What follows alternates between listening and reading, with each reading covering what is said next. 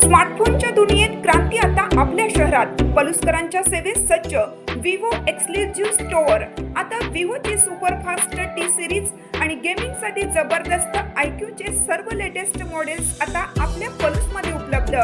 नको बजेटची चिंता, आमच्याकडे फायनान्स सुविधा. तर वाट कसली पाहताय, आजच भेट द्या.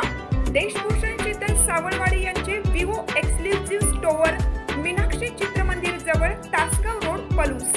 संपर्क 94 21 22 42 54 किंवा 91 72 57 16 27. विशाल पाटलांना दिल्ली पोलिसांनी घेतले ताब्यात. राजधानी दिल्लीत जंतर मंतरवर विद्यार्थ्यांच्या आंदोलनाला पाठिंबा देत पंतप्रधानांच्या घराकडे कूच केलेल्या खासदारांना आज दिल्ली पोलिसांनी ताब्यात घेतलं. सांगली लोकसभा मतदारसंघाचे खासदार विशाल पाटील यांनाही पोलिसांनी ताब्यात घेतलं. मंदिर रोड पोलीस ठाण्यात त्यांना ठेवण्यात आलं आहे. खासदार प्रियंका गांधी यांनाही याच पोलीस ठाण्यात ठेवलं गेलं आहे. आज दुपारी 3:30 वाजता काँग्रेसचे राष्ट्रीय अध्यक्ष मल्लिकार्जुन खरगे यांच्या घरापासून खासदारांनी मोर्चाला सुरुवात केली. पंतप्रधानांच्या घराकडे निघालेल्या या मोर्चात खासदार विशाल पाटील हे प्रियंका गांधी यांच्या सोबत निघाले. त्यांना मंत्री जितेंद्र सिंग यांच्या घरासमोर थांबवण्यात आलं. तिथेच प्रियंका यांच्यासह विशाल पाटील आदींनी ठिय्या मारला आणि जोरजोरात घोषणा दिल्या.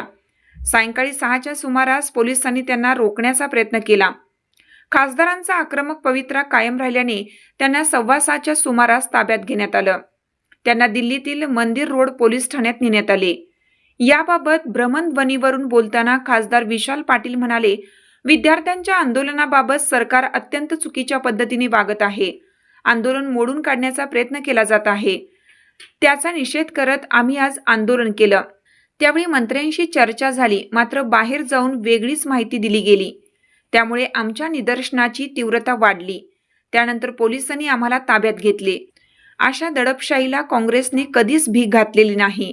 आम्ही ठामपणे देशातील युवकांच्या सोबत उभे आहोत.